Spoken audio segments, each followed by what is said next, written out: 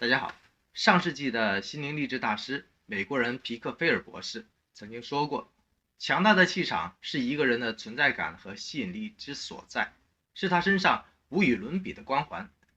近代的中国就有两个气场超级强大的伟人，左右了世界的格局，改写了中国的历史。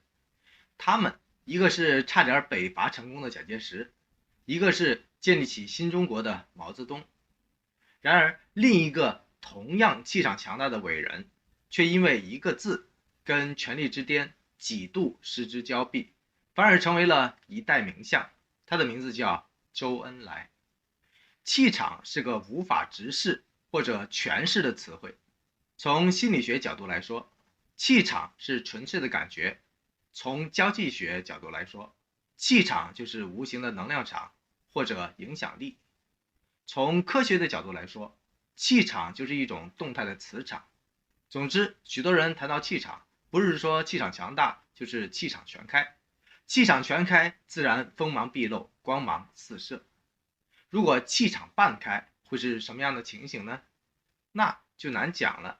或许是一种寄生于核生量的感慨，或许是一种纯属个人选择的无奈。粗增大布果生芽。气场的传递方式很奇妙，有的人通过大开大合的方式传递出龙腾虎跃、鹰击四海的霸气，有的人则通过润物无声的方式传递着他们的思想、状态和观点，左右着他们的表情、行为和动作。后者的这种方式决定了他们处理大事小情的态度、方法和手段，最终影响到了各自的人生走向，甚至影响到了一个国家的轮替兴衰。腹有诗书气自华。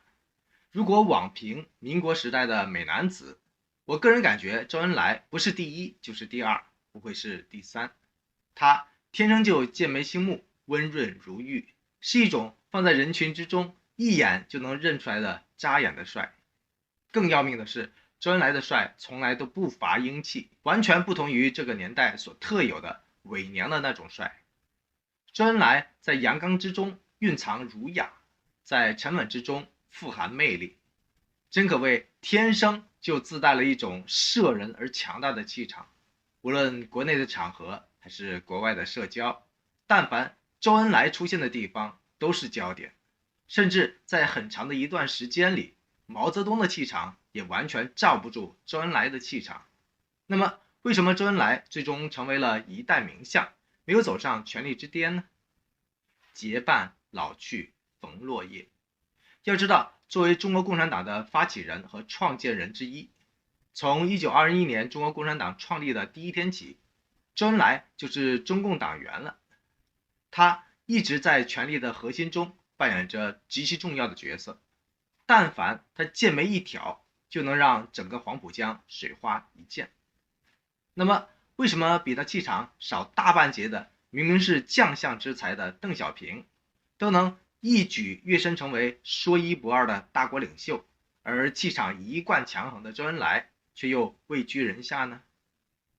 说白了，就是因为一个字，它叫做爱。而这种爱偏偏又不是家国的爱，而是属于小家的爱。而在一个党性需要高过一切的组织里，或许早就冥冥中注定了小爱与大权之间必须取舍。